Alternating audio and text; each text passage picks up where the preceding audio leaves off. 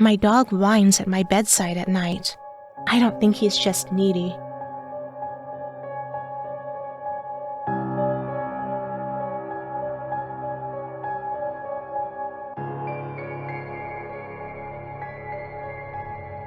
I didn't expect the dog to be so needy when we got him.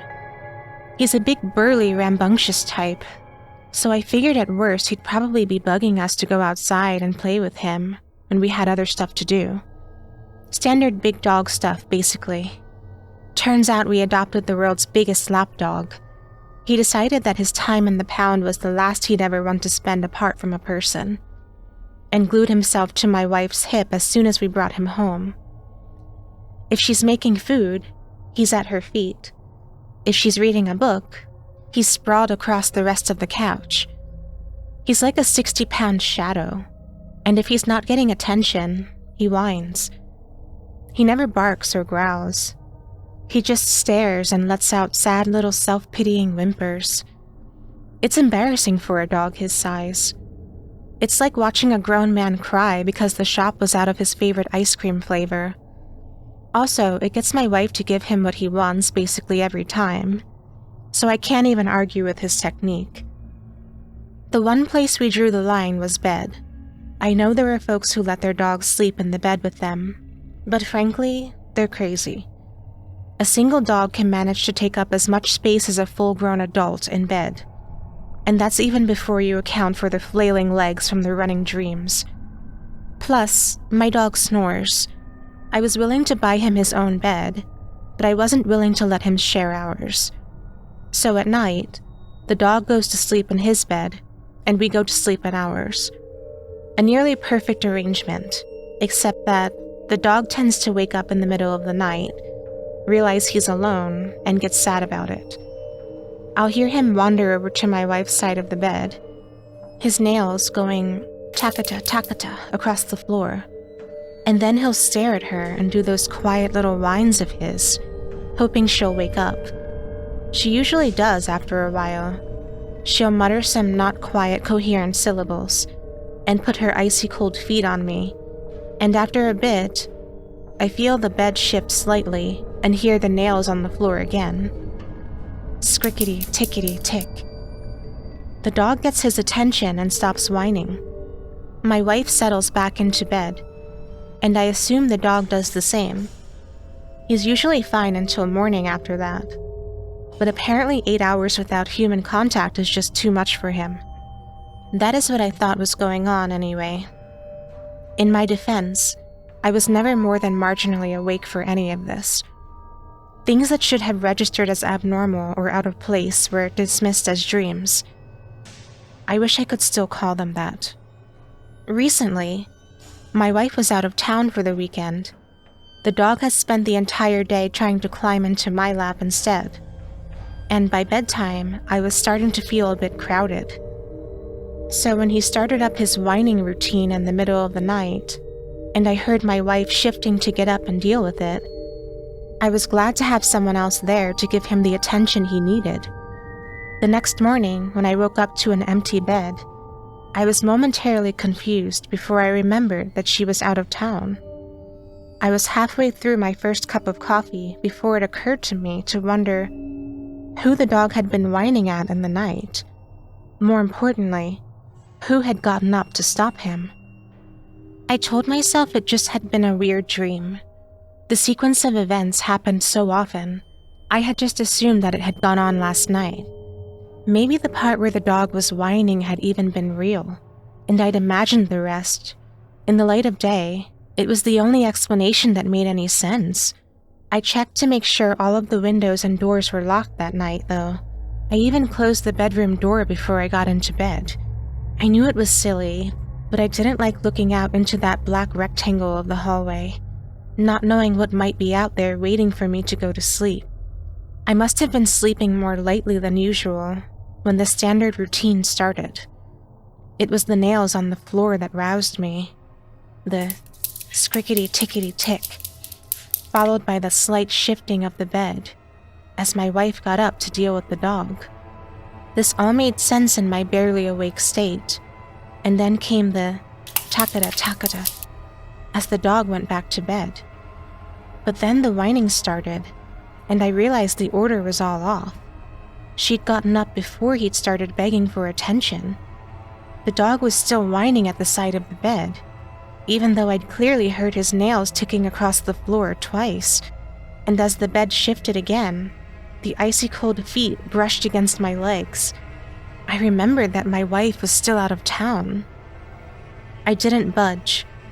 I lay there listening to those incoherent mutters that I'd always assumed were sleep-muddled syllables, feeling cold hands run possessively along my shoulder and back, and I hoped that whatever was in bed with me couldn't hear my racing heart. It only lasted for a minute. The dog's whining grew more insistent, and finally I felt the bed move again and heard the nails on the floor once more. A sound that I now realized was distinct from the sound of the dog walking around. It was more of a scuttling, scrambling sound. It disappeared under the bed, and only then did the dog's whining stop. He 𝓐𝓾𝓼𝓲𝓬 his way back to the bed and settled back to sleep. I, on the other hand, lay awake and motionless for hours until the sun lit up the room. I did check under the bed, of course, once it was fully light and armed with a long stick and a flashlight, but I did look. There was nothing there. When my wife returned home that afternoon, I asked her how often she dealt with the dog in the middle of the night. "He's usually awake and looking at me when I come back from the bathroom," she said. "But he doesn't get up from the bed. I wouldn't really call that dealing with him. Why? Was he bothering you while I was gone?" She turned to the dog. "Did you miss me? Were you worried I was never coming back? Were you having nightmares?" I wondered if that was all it had been, a nightmare. But if so, why would my wife deny interacting with the dog at night? He whined at the bed most nights. I set up a camera in the bedroom. I didn't tell her, just in case this was some sort of weird prank on her part. I needed to know the truth. Due to exhaustion, I slept like a rock that night. I didn't even hear the dog whining, but the camera caught it all. At a little past 1 in the morning, my wife stumbled her way out of bed to the bathroom. The camera wasn't recording audio, but when I saw those long, bent fingers worming their way out from under the bed, I knew exactly the noise they made on the floor. Scrickety, tickety, tick. The lighting was only good enough to capture vague shapes. But the thing that pulled itself out from beneath the bed had never been human. It was broken and twisted in bizarre ways. The covers moved unnaturally as it squirmed beneath them, pressing its body up against my sleeping form. I saw the dog come to the side of the bed. His teeth were bared as he whined, a threatening gesture I'd never seen him make. The thing in the bed scuttled away, dragging itself off to vanish under the bed once more. As it went, for just 1 second, its eyes locked with the camera, glittering in the low light. It pressed one angled finger to its mouth in a gesture for silence. Then it was gone. The dog sniffed beneath our bed for a moment and, satisfied, returned to his own. By the time my wife came back into the room a few minutes later, there was no sign that anything had happened. We should leave, probably. I could show my wife the footage, and obviously she'd agree to get out. But 2 things tell me that wouldn't be a good idea. Number 1, there's a thin, ragged slice along the side of my wife's foot today. I asked her what happened, and she shrugged. "I must have kicked something when I got up to go to the bathroom," she said. "I felt it cut me when I got out of bed. I couldn't find anything this morning, though. The cut looks like it could have been made by a sharp fingernail. I'm not surprised that she couldn't find anything. I didn't find anything under the bed when I looked either. Number 2, I take my wedding ring off when I sleep. I went to put it on this morning and discovered that I couldn't. There's a thin, ragged cut encircling my ring finger, just as if something dragged its sharp nails possessively around it while I slept. Of course we should leave. I'm just afraid of what will happen if it escalates. Hey guys, I hope you enjoyed this narration. The story was written by Micah Edwards, and you can find his Amazon link below.